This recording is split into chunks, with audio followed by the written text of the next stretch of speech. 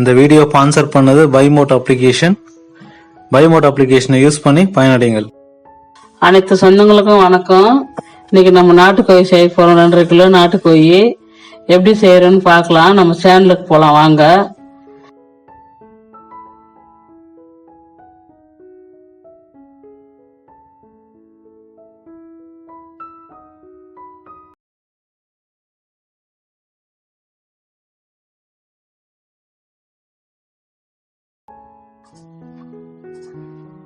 பாருங்க, அதுக்கு தேவையான பொருள் எல்லாம் வச்சிருக்கேன். பூண்டு, இஞ்சி, புதினா, கருவேப்பிலை, தக்காளி, சின்ன வெங்காயம் 1/2 கிலோ. இப்போ நம்ம கடாயை வச்சுக்கலாம். கடாயை வச்சுட்டு கடாய் காஞ்சி உடனே கொஞ்சம் எண்ணெய் ஊற்றி சிக்கன் இது 2.5 கிலோ அழைச்சி குக்கரில் போடுறோம். உப்பு மஞ்சள் தூள் போட்டு இது நம்ம குக்கரில் வச்சுக்கிறோம். இது வச்சு ஒரு 7 விசில் வச்சுக்கிறோம் குக்கரில். ஏன்னா நாட்டுக்கோழி இல்லாத அதனால கெட்டியாக இருக்கும். அதனால நம்ம இதில் ஒரு 7 விசில் வச்சுக்கிறோம். உப்பு இது கறிக்கு தேவையான உப்பு மட்டும்தான் அதில் போட்டிருக்கேன். மஞ்சள் தூள் போட்டிருக்கேன். கிரேவிக்கு தேவையானது அப்போ போடுவோம் அப்புறமா உப்பு. இப்போ விசில் வச்சுக்கலாம். இப்போ நம்ம கடாயை வைக்கிறோம். எண்ணெய் ஊற்றிட்டு நம்ம தேவையானதெல்லாம் வதக்கலாம். 200 கிராம் இஞ்சி எடுத்துருக்கேன். நல்லா தோல் சீவிட்டு பொடியாக கட் பண்ணியிருக்கேன். அது எண்ணெயில் வந்து நல்லா கொஞ்சம் வதக்கிட்டு கொஞ்சம் வதங்கின பிறகு இது போடும். பூண்டு 1/4 கிலோ பூண்டு எடுத்துருக்கேன். 300 பூண்டு இருக்கும். அது 300 பூண்டு வதக்கிறதுக்கு.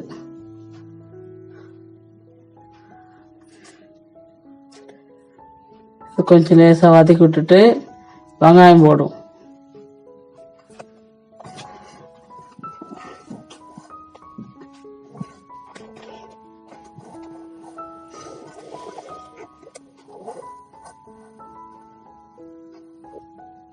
பாருங்க வதங்குது. வெங்காயம் 1/2 கிலோ உரிச்சு வச்சுக்கிறோம். சின்ன வெங்காயம் அது போடுறோம்.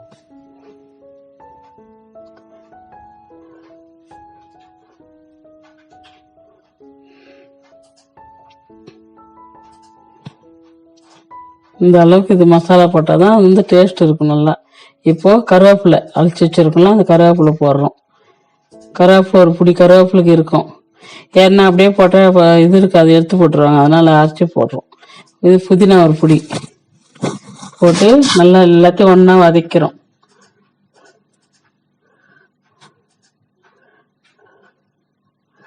இந்த மாதிரி நம்ம வதக்கி செஞ்சும் போது ஈஸியாக இருக்கும். டக்குன்னு குழம்பு தாளிச்சோமா அப்படியே சாப்பிட்டோமான்னு இருக்கும். எருப்பு வாசனை, இந்த வாசனை இதெல்லாம் எதுவுமே இருக்காது. எருப்பு, மிளகாத்தூள் பச்சை வாசனை, கறி பச்சை வாசனை அப்படிலாம் இருக்காது. இந்த மாதிரி செஞ்சுட்டு சாப்பிட்டு பாருங்க எவ்வளோ டேஸ்டாக இருக்குன்னு சொல்லிட்டு. மட்டன் விட அதிகமாக டேஸ்ட் இருக்கும் இது.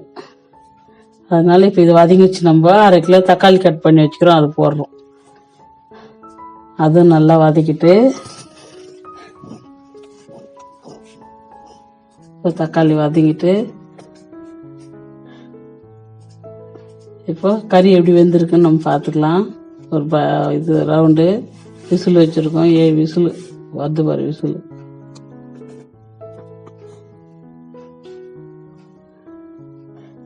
இப்போ தக்காளி வெங்காயம் வதங்கிடுச்சு. இது ஆற வச்சுக்கலாம்.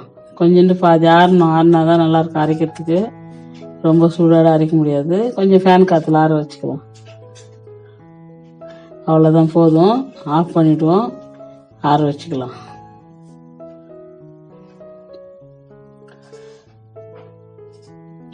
ஆறி போச்சு. இப்போ மிக்ஸி ஜாரில் அரைச்சிக்கலாம்.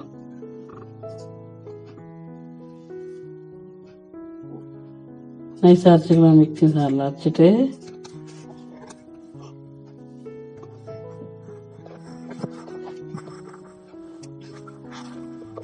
ஆறி போச்சு, அரைச்சிக்கலாம். ஒரு வாட்டி அரைச்சாச்சு.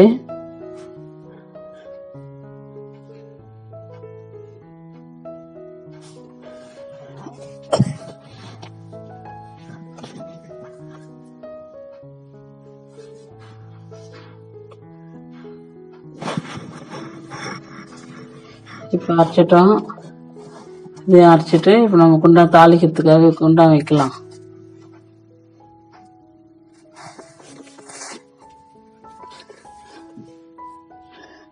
நாட்டுக்கோழி நல்ல டேஸ்டா இருக்கும். ஒரிஜினல் நாட்டுக்கோழி இது.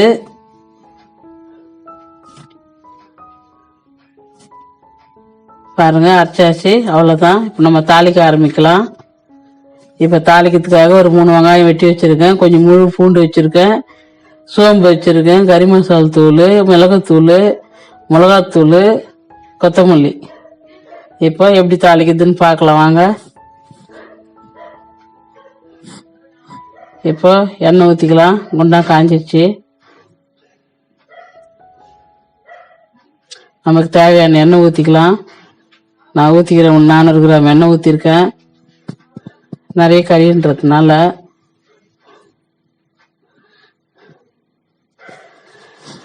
இப்போ சோம்பு போட்டுக்கலாம். இதுக்கு பட்டை லவங்கம் இதெல்லாம் போட தேவையில்லை, சிக்கன் தானே, போட தேவையில்லை. இது மட்டும்தான் போட்டுட்டு இப்போ நம்ம வெங்காயம் போயிட்டு பூண்டு வச்சிருக்கோம், அது போடுவோம். ஃப்ளேவருக்காக முழு பூண்டு அப்படியே போடுவேன் எப்பவுமே நான் கறிக்கு, நல்லா டேஸ்டா இருக்கும் சாப்பிட்றதுக்கு இந்த மாதிரி பண்ணும்போது. இப்போ இது நல்லா வதங்கட்டும். இதுக்கு இப்போ கிரேவிக்கு தேவையான உப்பு இப்போ போடுவோம். பாருங்க, சிக்கனுக்கு திட்டமா இப்போ போட்டுட்டோம். இப்போ இந்த கிரேவிக்கு எவ்வளோ கிரேவி தேவையோ அதுக்கு உப்பு இப்போ போடுறேன்.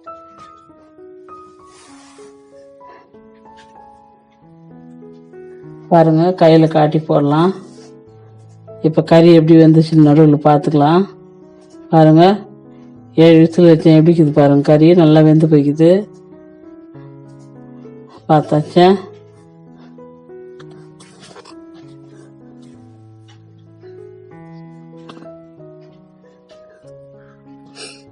இப்போ நம்ம உப்பு போடலாம் அதுக்கு. பாருங்க, அப்போ கறிக்கு போட்டோம், இப்போ இதுக்கு தேவையான உப்பு போட்டோம். இப்போ நல்லா கலக்கி கொடுக்கலாம். வெங்காயம் நல்லா வதங்கிச்சு நல்லா வெங்காயம். இப்போ மிளகாத்தூள் போட்டுக்கலாம். இதில் 7.5 ஸ்பூன் மிளகாத்தூள் போடுறேன். 2 கிலோ கறிக்கு 7.5 ஸ்பூன் மிளகாத்தூள்.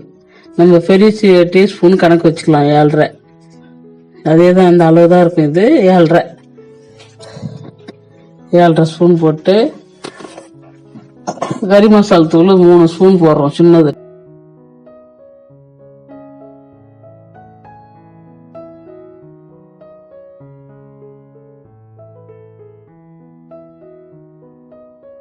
கறி மசாலா. இப்போ இந்த மிளகாத்தூள் இந்த எண்ணெயிலே எல்லாம் வதக்கிட்டு இப்போ நம்ம அரைச்சி வச்ச மசாலா போடுறோம். அரைச்சி வச்ச மசாலா போடுறோம். இப்போ போட்டு நல்லா எஞ்சி வர்ற வரைக்கும் நம்ம வதக்கணும். எண்ணெய் பிரிஞ்சு வர்ற வரைக்கும் வதக்கிட்டோம்னா அப்போ மசாலா இதுலயே வெந்து போயிடும். கறி ஊற்றி ஒரு கொதி வந்துச்சுன்னா நம்ம இறக்கிடலாம், முடிஞ்சிச்சு வேலை. அது மாதிரி இப்போ ஈஸியான மெத்தட் இது. பாருங்க எப்படிக்குதுன்னு. இப்போ இது அது பாரு பபிள்ஸ் மாதிரி வந்துச்சா, வந்தோடனே இப்போ நம்ம கறி ஊற்ற போகிறோம். அந்த கறி எடுத்து வச்சுக்கிறோம், அதை ஊற்ற போகிறோம். இப்போ கிரேவி நல்லா முன்ன வேறு வெங்காயம் தக்காளி வதங்கிட்டோம், இதில் வேற கொஞ்சம் வதக்கிட்டோம். இப்போ இப்போ சரியான பதம், இது ஊற்றிடலாம்.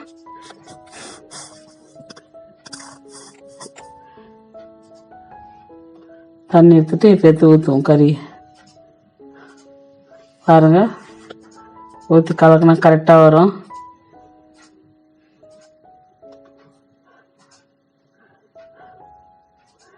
கிரேவியோடு வைக்கணுன்றதுக்காக இந்த வரைக்கும் தான் வச்சேன் நான். பாருங்க, இப்போ அந்த தண்ணி எடுத்து வச்சுக்கிறோம், அந்த தண்ணி சேர்த்து ஊற்றிடலாம். தண்ணி திட்டமான தண்ணி வச்சுக்கணும், நமக்கு எவ்வளோ தேவையோ அவ்வளோ திட்டமாக வச்சுக்கலாம் தண்ணி.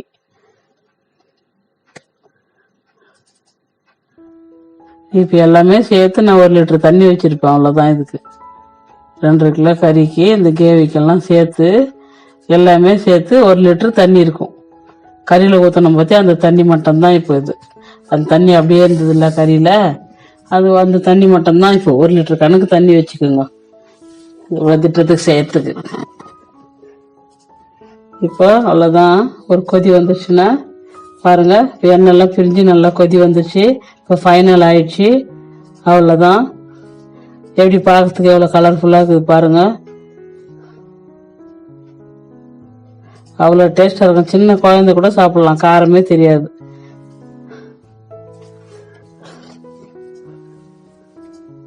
பாருங்க, மிளகு பொடி வறுத்த தூள் பண்ணி வச்சிருக்கேன். அந்த மிளகு பொடி ஒரு 2 ஸ்பூனு, பெரிய ஸ்பூன்ல 2 ஸ்பூனு. இப்போ இது கருவேப்பிலை, இது கொத்தமல்லி போட்டிருக்கோம். அவ்வளோதான், ஃபைனல் ஆயிடுச்சு. அடுப்பு ஆஃப் பண்ணிடுறோம். சிக்கன் குழம்பு ரெடி. சாப்பிட்டு பாருங்க. புதுசா வந்தா ஃபாலோ பண்ணிக்கோங்க. பாருங்க பார்க்கறதுக்கு எப்படி கலர்ஃபுல்லா இருக்குதுன்னு. அப்படியே கிரேவியும் சிக்கனும் அப்படியே ஒன்னு செட் ஆயிருக்கும். அவ்வளோ சாப்பிட்றதுக்கு அவ்வளோ நல்லா இருக்கும். புதுசா வந்தா ஃபாலோ பண்ணிக்கோங்க. பாருங்க எப்படி செட் ஆகிக்குது பாருங்க. பார்க்கறதுக்கே அவ்வளோ கலர்ஃபுல்லா இருக்கு பாருங்க. நீங்களே பார்த்துட்டு சாப்பிட்டு பார்த்து லைக் பண்ணுங்க, எல்லாம் பண்ணுங்க.